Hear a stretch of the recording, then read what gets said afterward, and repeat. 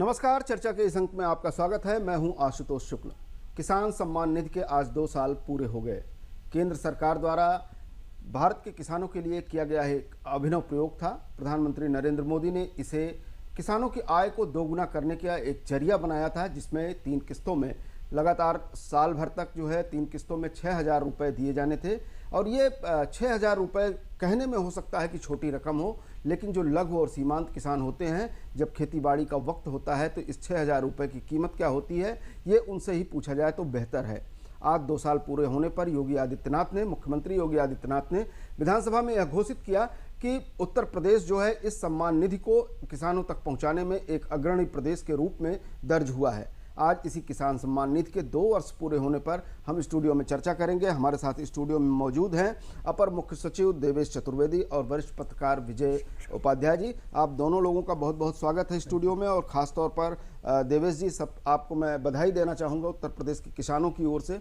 लगातार हम किसानों की बात करते रहते हैं, किसानों की आवाज़ को उठाते रहते हैं, और क्रमशः जो है जिस तरीके से केंद्र और प्रदेश सरकार की तमाम सारी किसानों की बेहतरी के लिए योजनाएं होती हैं, उन योजनाओं को भी लेकर के आते हैं। और जब खबर इस तरह की आती है कि जो योजनाएं लागू की गई थी वह किसान तक पहुंची, तो निश्चित रूप से आप जैसे लोग, आप जैसे अधिकारी बधाई के पात्र होते हैं। क्या कुछ कहेंगे, किस तरह से पूरे इन 2 सालों में इस योजना का इम्पैक्ट रहा है किसानों, फार्मर्स को लेकर के? धन्यवाद शुक्ला जी। ये बहुत हम लोग के लिए हर्ष की बात है कि माननीय मुख्यमंत्री जी के नेतृत्व में जो एक कार्यक्रम आरंभ हुआ था, प्रधानमंत्री किसान सम्मान निधि योजना जो है यहाँ लॉन्च हुई थी गोरखपुर जनपद से 24 फरवरी 2019 में। और उस वक्त ही हम लोगों ने 3 हफ्ते, 1 सप्ताह के अवधि में लगभग 1 करोड़ से भी अधिक कृषकों को उस वक्त हम लोगों ने किस्तें पहुंचाई थी। और तब से लेके अब तक ये पूरा सफ़र रहा है, बहुत ही संतोषजनक रहा है। अब लगभग हम लोग 240 लाख या 2 करोड़ 40 लाख कृषकों तक पहुंच चुके हैं। और ये हर 4 महीने में जब किस्त जाती है किसानों के खातों में, डीबीटी होती है, तो उनके चेहरे पे खुशी देख के, संतोष देख के एक बहुत हम लोग को बड़ा आत्म संतोष मिलता है। और उसका उपयोग वो तरह तरह से कृषि कार्य में लेते हैं, और निश्चित रूप से उनके लिए एक बहुत बड़ी राहत के लिए ये योजना चल रही है। इसीलिए जब हम लोग को ये आज रिवॉर्ड मिला है 2 वर्ष के अवसर पर केंद्र सरकार द्वारा, तो हम लोग के लिए बहुत ही गर्व का विषय था। बिल्कुल विजय जी, एक संक्रमण काल का दौर जो है अगर कहें तो गुजर गया है या गुजर रहा है। ये एक ऐसा दौर रहा है कि जिसमें खेती बाड़ी से लेकर व्यवसाय से लेकर रोजगार तक सब कुछ कहीं न कहीं पीड़ा देने वाला था। काल पूरा कोरोना का था, महाकाल था, पूरी दुनिया में एक मंदी थी। लेकिन इस दौर में अगर उठ करके कोई चीज़ खड़ी हुई है तो हमारा, जो हम लोग बचपन से बार बार पढ़ते चले आए, भारत एक कृषि प्रधान देश है, और कहीं न कहीं इस पूरे देश की अर्थव्यवस्था को मजबूत करने में उन किसानों का जोरदार योगदान था, जिसके कारण कि आज कोरोना काल के बीतने के बाद भी हम कह सकते हैं कि पूरी दुनिया में हम एक मजबूत अर्थतंत्र के रूप में आगे आने वाले समय में उभर करके आएंगे। उस दौरान हम समझते हैं कि उस वक्त केवल 1 साल पूरा हुआ था किसान सम्मान निधि का, लेकिन अब 2 साल जब पूरे हो रहे हैं, पूरा लगभग 1 साल का पीरियड, जिसमें प्रधानमंत्री ने बीच काल में भी जो है उस सम्मान निधि का पैसा जो है किसानों के खातों में पहुंचाने का काम किया था। और कमोबेश इस पूरे दौर में इस सम्मान निधि ने किसानों की आय दोगुनी हो, ये तो बात की बात है, लेकिन किसान पहले अपने पैरों पर खड़े हो पाएँ, वो उनका जो लागत है वह पूरी हो जाए, उसके बाद तो फायदे की बात की जाएगी। देखिए, ये जो किसान सम्मान निधि है, ये शुरू में जब सरकार ने इम्प्लीमेंट किया था तो लघु और सीमांत किसानों के लिए ही किया था, लेकिन बाद में इसको सभी किसानों के लिए कर दिया। और ये जो बैरियर था कि भाई बहुत बड़े किसान जो है उनको नहीं मिलेगा, तो उनको भी दिया गया। देखिए, ये एक तरीके से किसानों को बोनस है केंद्र सरकार की तरफ से। और ये जैसा आपने कहा कि लघु और सीमांत किसानों के लिए बहुत महत्वपूर्ण है, निश्चित तौर पे उनके लिए महत्वपूर्ण है, क्योंकि जब खेती में ज़रूरतें होती हैं, इनपुट्स लगते हैं, पेस्टिसाइड लगता है, या जब सीड की ज़रूरत होती है, या फिर जब उनको सिंचाई के लिए पैसे चाहिए होते हैं, तो उन्हें दूसरे की तरफ हाथ फैलाने की ज़रूरत नहीं पड़ती। उनके अकाउंट में इतना पैसा होता है कि वो अपना, अगर उनके पास 5 बीघे 10 बीघे की काश्त है, तो उसमें थोड़ी उनकी इस तरह की मदद हो जाती है।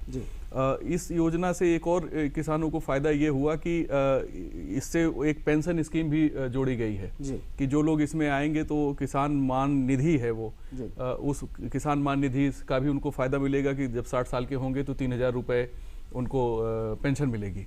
तो इस तरीके से ये अच्छा।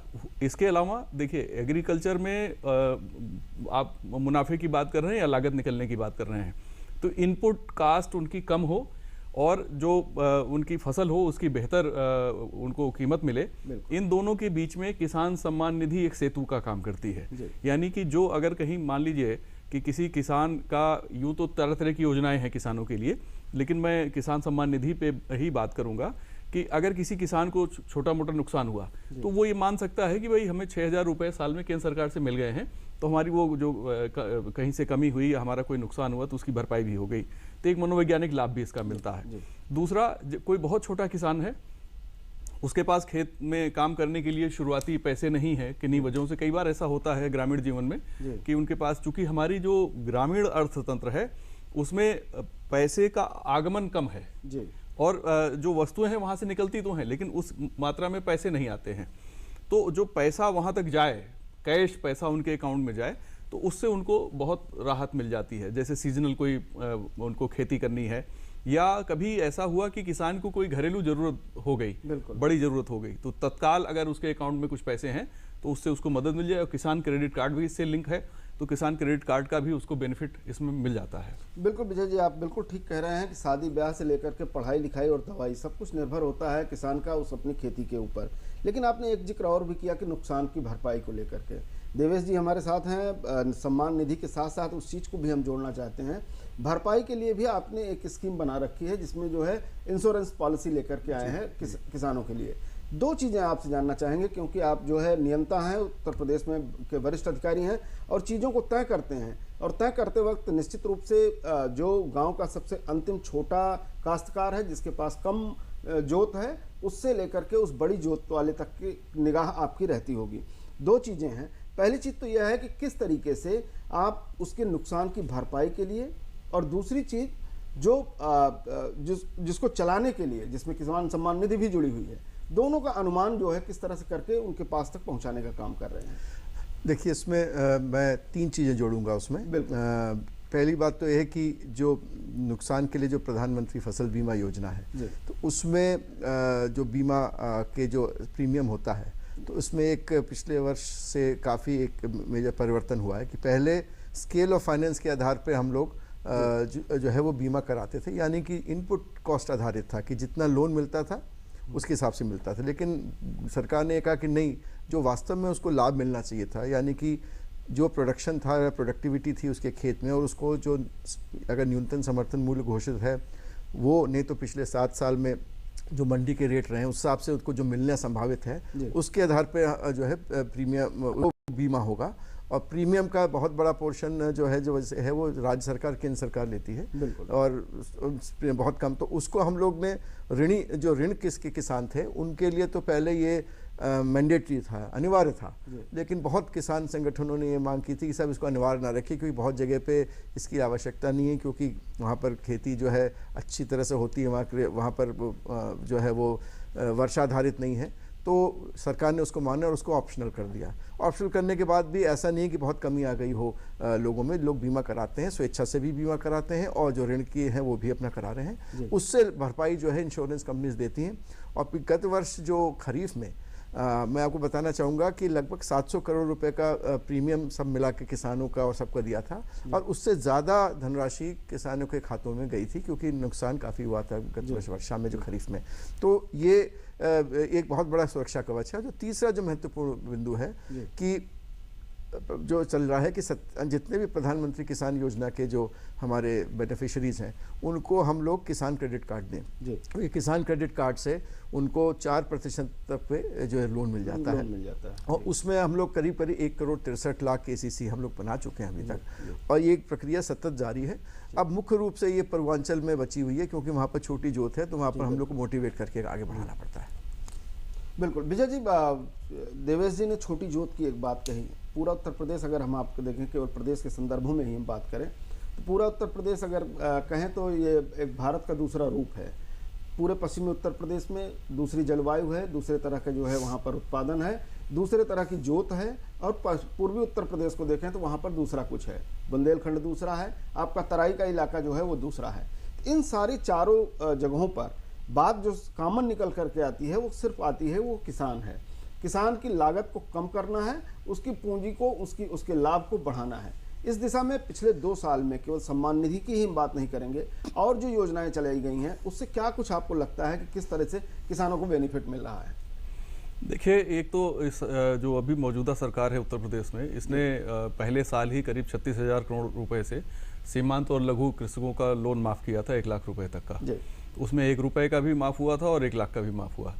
इसके अलावा आप देखिए, एक बहुत महत्वपूर्ण बात है और ये बहस में काफ़ी गंभीरता से चर्चा, सरकार उसको आगे बढ़ाने की कोशिश कर रही है और वो सभी का मानना है कि वो चर्चा होनी चाहिए, वो है जीरो बेस बजट खेती, जीरो बजट खेती।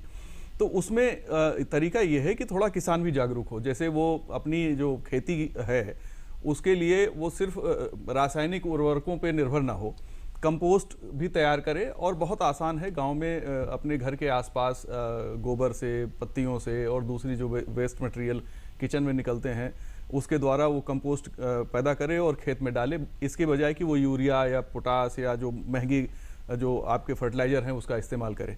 दूसरा, उसमें जब आप कंपोस्ट का यूज करते हैं, और कई बार ऐसा होता है कि जब पेस्टिसाइड की ज़रूरत पड़ती है तो उसमें भी काफ़ी देसी तरीके इस्तेमाल करने की बात कही गई है कि अगर उसमें कोई कीड़े लग जाते हैं या कोई फसल का रोग हो जाता है तो उसको देसी तरीके से, जिसमें कम जो पेस्टिसाइड या इंसेक्टिसाइड का इस्तेमाल ना करते हुए उसको किया जाना। तो थोड़ा सा किसान भी अगर जागरूक होगा तो जो उसकी इनपुट कास्ट है वो बहुत कम हो जाएगी। जब इनपुट कास्ट कम हो जाएगी तो निश्चित तौर पे उसका मुनाफा अपने आप बढ़ जाएगा। इसके अलावा खेती का जो डाइवर्सिफिकेशन है कि यानी सिर्फ आप गेहूं धान पैदा कर रहे हैं तो आपको तो एक निश्चित मात्रा में ही आपको इनकम हो सकती है। अच्छा, आप गेहूं धान में भी देखिए क्वालिटी क्या उगा रहे हैं आप। बहुत से ऐसी किस्म के धान हैं जो बहुत अच्छी कीमत देते हैं, हालांकि उनकी उपज थोड़ी कम होती है, लेकिन जब आप जैविक खेती करते हैं या जब आप ये कंपोस्ट के साथ खेती करते हैं तो उनकी उपज बहुत अच्छी आती है। कई स्टडीज हैं इस पे।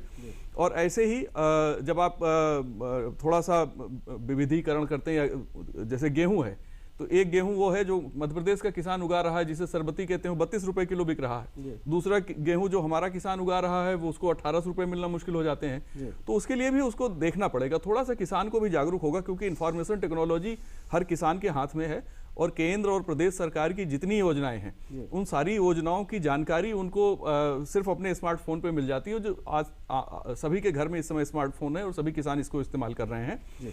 तो वहां से ले सकते हैं, या फिर तमाम कृषि प्रसार केंद्र और दूसरे कई तरीके के विकल्प हैं उनके सामने।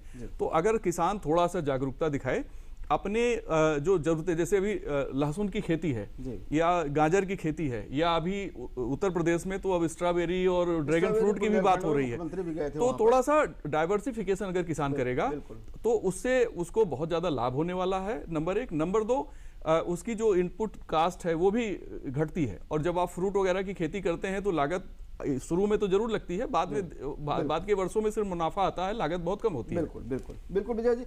चतुर्वेदी जी, जिस तरीके से कोई संक्रमण काल होता है तमाम सारी परेशानियां देता है, जैसे बाढ़ होती है, बाढ़ में तमाम सारी चीज़ें डूब जाती हैं, खराब हो जाती हैं, लेकिन जब छोड़ करके नदी गाद जाती है तो आने वाली फसल बड़ी उत्तम सर्वोत्तम किस्म की होती है। विजय जी का जो इशारा था कहीं ना कहीं जिस तरफ जैविक खेती की तरफ, जिस तरह से हमें आयुर्वेद की तरफ, इस संक्रमण काल ने एक संदेश यह भी दिया है कि जो हमारा कंपोस्ट है वो ज़्यादा जरूरी है बनिस्बत फर्टिलाइजर या पेस्टिसाइड के, और कहीं ना कहीं उत्पादकता को भी हमारे बढ़ाता है और हमारे शरीर को जो है वो स्वस्थ रखने में, हमारा इम्यून सिस्टम स्वस्थ रखने में ज़्यादा उपयोगी है। इस दिशा में सरकार का क्या कुछ कार्यक्रम चल रहा है जिससे कि किसानों को जोड़ा जा सके? हाँ, देखिए, मैं बताना चाहूँगा, विजय जी ने बिल्कुल ठीक बात की। 2 तरह के कार्यक्रम चल रहे हैं। एक तो जिसको हम जैविक खेती या ऑर्गेनिक फार्मिंग कहते हैं, जो वर्मी कंपोस्ट के आधार पर है, उस पर हम लोग के पूरे जो 27 जनपद हैं और भी करीब 52 जनपद हैं प्रदेश में जहाँ पर क्लस्टर्स ये बन रहे हैं। वो क्लस्टर्स जो हैं वहाँ पर हम लोग किसानों को, कृषकों को प्रशिक्षण देके ऑर्गेनिक फार्मिंग पे बढ़ावा देते हैं। और जो दूसरा जो बात हुई है, जो आपने कही जीरो बजट नेचुरल फार्मिंग की, जिसको केंद्र सरकार ने अब एक आधिकारिक रूप से स्कीम बनाई है जिसको भारतीय प्राकृतिक कृषि पद्धति बोलते हैं। तो उसमें मुख्य रूप से गो आधारित कृषि है, गोबर और गोमूत्र से और चीज मिला के जीवामृत, बीजामृत बनाते हैं। तो वो कार्यक्रम हम लोगों ने अब यहाँ आरंभ किया है। पहले से भी ये काफी कृषक जो है इसको अपनाए हुए थे अलग जनपदों में। अब हम लोगों ने ने जो सबसे सर्वप्रथम क्या किया है कि हमने जो हमारे 4 कृषि विश्वविद्यालय और हमारे कृषि विज्ञान केंद्र हैं, उसमें हम लोगों ने डेमोन्स्ट्रेशन प्लॉट्स लगाए हैं। तो उसके 2-3 पर्पज़ हैं। एक तो ये कि इससे शोध हो कि किस एरिया में कितना आवश्यकता है, कितनी प्रोडक्शन बढ़ रहा है, कितना इसका कौन सी प्रजाति इस पर अच्छा चल रही है। दूसरा है कि हम कृषकों को उसमें ट्रेनिंग दें और करें। और तीसरा है कि इसको आधिकारिक रूप से जब शोध होगा तो हम उसको ऑफिशियली कह सकेंगे कि बताने के लिए कि देखिए साहब हमारे कृषि विश्वविद्यालय में जब ये चल रहा है तो आप लोग और अच्छी तरह से अपनाएं, तो उसकी सहभागिता बढ़ेगी। तो ये ज़्यादातर जगह आरंभ हो गया है। अगले खरीफ में ये 100% सभी कृषि विज्ञान केंद्रों में शुरू हो जाएगा और उसके आधार पर हम लोग प्रशिक्षण देके और अधिक इसको बढ़ाएंगे। खेती की लागत जब कम होगी और जो बाहर जो उसका जो प्रोडक्ट निकलेगा, जो ऑर्गेनिक सर्टिफाइड होगा, तो उसका वैल्यू भी बहुत ज़्यादा बढ़ेगी। और ऑर्गेनिक प्रोडक्ट का विशेष रूप से शहरों में पेस्टिसाइड और उनके डर की वजह से और उनके जो हानिकारक उसके जो स्वास्थ्य के लिए होते हैं, तो बहुत ज़्यादा इसका मार्केट बढ़ रहा है। और निश्चित रूप से कृषकों को जो ये अपनाएंगे उनको बहुत अधिक उसमें आय मिलेगी अपेक्षाकृत अनऑर्गेनिक खेती की। बिल्कुल विजय जी, थोड़ा सा अपने विषय में हम राजनीति भी शामिल करते हैं। साफ तौर पर जब प्रधानमंत्री ने किसान सम्मान निधि की शुरुआत की थी आज से 2 साल पहले, जैसा कि आपने बताया कि गोरखपुर से 24 फरवरी को इसकी शुरुआत की गई थी, तो विपक्ष ने इस बात की आलोचना की थी कि यह सम्मान निधि जो है बहुत ही कम मात्रा में है। लेकिन जब ये संक्रमण काल आया और उस संक्रमण काल ने एक ऑक्सीजन का काम किया किसानों के लिए, तो उस दौर से लेकर के अब विपक्ष ये कहता है कि इस राशि को और बढ़ाया जाना चाहिए। देखिए, राशि तो मुझे लगता है कि निश्चित तौर पे आने वाले समय में बढ़नी है, लेकिन इससे जो सबसे बड़ा फायदा हुआ है इस स्कीम से कि अगर पश्चिम बंगाल को आप छोड़ दें तो पूरे देश में 11 करोड़ से ज़्यादा किसान इस योजना से जुड़े हैं। मुझे लगता है लगातार ये संख्या बढ़ भी रही है, तो और ज़्यादा संख्या हो गई होगी। उत्तर प्रदेश में आंकड़े अभी चतुर्वेदी साहब ने बताई दिए आपको। ये डेटा बैंक भी तो तैयार हो गया ना किसानों का, और सरकार को पता है कि इस किसान के पास कितनी जोत है। उस हिसाब से अगर कोई ऐसी महामारी की स्थिति है, या जो अभी कोरोना का अभी अब तो लग रहा है कि शायद ये भी थोड़े दिन और रहेगी, तो जब किसान परेशान बहुत है तो सरकार सीधे उस अकाउंट में पैसे भी डाल सकती है, सम्मान निधि के अलावा भी मदद कर सकती है। इसके अलावा ढेर सारी और जानकारियां किसान तक पहुंचाई जा सकती हैं। दूसरा, योजना बनाने में इस डेटा बैंक का भी इस्तेमाल सरकार निश्चित तौर पे आने वाले दिन में करेगी और कर रही होगी। तो इन सारी चीज़ों को अगर देखें तो इसका पूरा जो इम्पैक्ट है वो सिर्फ किसान के अकाउंट में पैसे डालने का, ये तो बहुत महत्वपूर्ण काम है। इसके अलावा जो इसके अप्रत्यक्ष लाभ हैं कि एक डेटा बैंक मिल गया और किसानों की ज़रूरतों के लिए अब कोई स्कीम बनानी है तो उस स्कीम के लिए किस इलाके के कैसे किसान हैं, छोटे किसान कहाँ ज़्यादा हैं, बड़े किसान किस इलाके में हैं, वो सारी जानकारी सरकार के पास बहुत आसानी से उपलब्ध है। बिल्कुल देवेश जी, जिस तरीके से डेटा बैंक की बात कर रहे हैं विजय जी, ये निश्चित रूप से जिस तेजी से पैसा ट्रांसफर हुआ है किसान के खाते में, डीबीटी का बड़ा योगदान रहा है। अभी आपको क्या लगता है कि उत्तर प्रदेश में ये संतृप्त हो चुकी है योजना, या कि अभी और कुछ किया जाना है, या कि योजना में कुछ खामियां हैं जिसकी वजह से सीधे किसानों को पैसा अभी कुछ प्रतिशत ही सही अभी नहीं मिल पा रहा है? देखिए, इसमें 2 चीज़ें हैं, मैं बता देना चाह रहा हूँ। पहली बात तो ये है कि क्योंकि शुरू में जब योजना आरंभ हुई थी तो आधार का अनिवार्यता नहीं थी, सत्यापन और आधार की सीडिंग। लेकिन बाद में जब पिछले वर्ष 1 दिसंबर 2019 से फिर जब ये किस्तें शुरू हुई 2020 से, तब पूरे उसमें आधार को अनिवार्य कर दिया गया। तो उसकी भी वजह से कई ऐसे कृषक थे जिनके पास आधार कार्ड नंबर सही नहीं डाला था, या आधार नाम से डेटाबेस में नाम मैच नहीं कर रहा था। उसको हमने काफ़ी हद तक ठीक कर लिया है, लेकिन अभी भी इस तरह की कुछ लोगों की शिकायतें आती हैं। हम लोगों ने 1 से 3 फरवरी को एक समाधान अभियान चलाया था, जिसमें करीब 3.5 लाख ऐसे कृषकों ने अपना ठीक कराया। अभी 1, 2, 3 मार्च को फिर हम लोग इसी तरह का अभियान चला रहे हैं, जिसमें ऐसे कृषक जिनका किसी वजह से ठीक नहीं हो पाया अभी तक उनके डेटाबेस, जिसकी वजह से उनकी किस्तें रुकी हुई हों, तो उसको हम लोग फिर करा के पूरा करेंगे। तो एक तो ये चुनौती है जो हम लोग दूर कर रहे हैं। दूसरा, आप जानते हैं कि राज्य सरकार ने एक आरंभ किया था अविवादित विरासत को दर्ज करने का कार्यक्रम। तो उसमें करीब 6.5 लाख विरासत दर्ज हुई है जो भूमिधर जो थे वो मृतक हो गए। तो अब जब भूमिधर मृतक होकर उनकी नए लोगों की विरासत दर्ज हो रही है, तो पुराने वाले का तो खाता रुक जाएगा पीएम किसान का मृत्यु की वजह से। लेकिन हमारी गाइडलाइंस में यही था कि केवल विरासत में जो नाम नहीं आए हैं उनको हम पीएम किसान का लाभ देंगे आगे भी। तो ऐसे जितने भी वारिस लोग दर्ज हो रहे हैं और अगर वो पात्र हैं तो उनको ओपन सोर्स से हम लोग डेटा एंट्री करवा के उनको हमें लाभ देना, तो एक अनवरत प्रक्रिया चलती रहेगी। तो ये 2 तरह का हम लोग को आगे चुनौतियों को पूरा करना है। बिल्कुल विजय जी, अगर पूरे 2 साल के इस कार्यकाल को देखें, इसमें एक लंबा दौर भी रहा है, संक्रमण का दौर रहा है। इसमें किसान सम्मान निधि और जो भी किसानों के लिए केंद्र या राज्य सरकार ने योजनाएं चलाई, अगर सबकी समालोचना करने के लिए आपको हम 1 मिनट का वक्त दें, क्योंकि हमारा समय भी समाप्त हो रहा है। देखिए, जब ये स्कीम आई थी उसके बाद एक काउंटर में एक राष्ट्रीय पार्टी ने एक नई स्कीम की घोषणा की थी और चुनाव में उसको बहुत बड़ा मुद्दा बनाया था जी। और वो न्याय योजना के नाम से उसका प्रचार किया गया था और बहुत बड़ी रकम बताई गई थी कि हम किसानों को ट्रांसफ़र करेंगे। लेकिन जनता ने किसान सम्मान निधि को चुन लिया और 72,000 रुपये को छोड़ दिया, उस योजना को छोड़ दिया। और पता नहीं अगर स्थितियां उसके फेवर में होती तो किस तरह से लागू होती, लेकिन किसान सम्मान निधि में ज़्यादा लोग फ़ायदा उठा रहे हैं। ऐसे लोग फ़ायदा उठा ले रहे हैं इसका जो पात्र नहीं है, यानी वो पात्रता की लिस्ट से बहुत ऊपर हैं, जिनकी 10 लाख रुपए से ज़्यादा, जिनकी सालाना 10 लाख रुपए से ज़्यादा की इनकम है या 20 लाख रुपए इनकम है। और मेरे बहुत से जानने वाले यहाँ लखनऊ शहर में रहते हैं जिनके पास किसान सम्मान निधि का जब 2,000 रुपये आता है तो मैसेज आता है, तो कई बार उन्होंने बताया देखिए हमारे गांव में जो मेरी ज़मीन है उसके एवज में 2,000 रुपये मुझे भी किसान सम्मान निधि के मिल रहे हैं। तो कई शिकायतें भी आई हैं जहां इस तरह के लोग हैं और सरकार के सामने भी हैं, उसकी जांच भी हो रही है। लेकिन सम्मान निधि लोगों को भरपूर मिल रही है, जितना घोषित है उससे ज़्यादा लोग पा रहे हैं। तो ये एक अच्छी बात है। किसी योजना से अगर कोई किसान है और खेती से जुड़ा हुआ है तो उसके हक की जो चीज़ है सरकार ने अगर घोषित कर दिया तो उसके हक में आ गई तो उसे मिलना चाहिए और वो मिल रहा है। ये बड़ी बात है और इसमें अगर राशि बढ़ती है तो मुझे लगता है कि किसान और ज़्यादा प्रसन्न होगा और उनको अपनी खेती में मदद मिलेगी, खासतौर पे छोटे किसानों को। बिल्कुल, किसान हमारे इस देश की अर्थव्यवस्था की रीढ़ है। किसान हमारे इस देश के हर समस्या का समाधान है। किसान हमारा अन्नदाता है और किसान अगर संतृप्त है, अगर किसान खुशहाल है तो यह देश भी खुशहाल होगा, यह देश भी प्रगति के पथ पर लगातार आगे बढ़ता रहेगा। आप सारे लोग आए, किसान सम्मान निधि के 2 साल पूरे होने के अवसर पर तमाम सारी जानकारी दी, उसकी समालोचना की, इसके लिए आपको बहुत बहुत धन्यवाद। कल किसी और विषय पर फिर आपसे मुलाकात होगी, तब तक के लिए नमस्कार।